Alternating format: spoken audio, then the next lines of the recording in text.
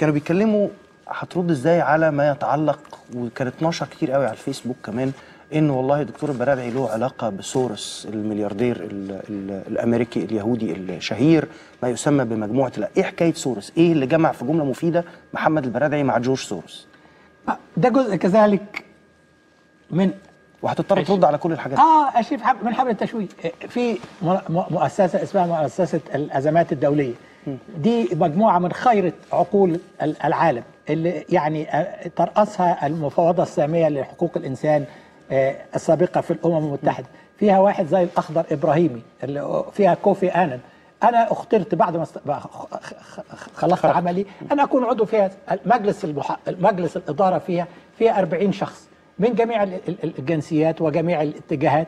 جورج سورس واحد من هذه الافراد، وهو تمويلها ياتي من 40-50 حكومه ومن مؤسسه كارنيجي ومؤسسات، ويا ريت مصر تساهم فيها لانها بتساهم في حل 70 نزاع. هناك 70 نزاع يجري الان موجود في العالم، بتساهم هذه المنظمه في حل.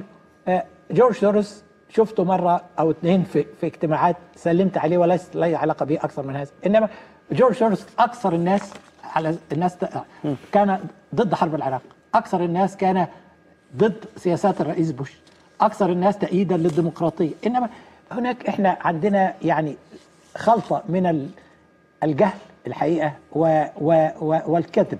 يعني الكذب جاء من النظام، واستغلال ان جزء كبير من الشعب المصري لا يقرأ ولا يكتب.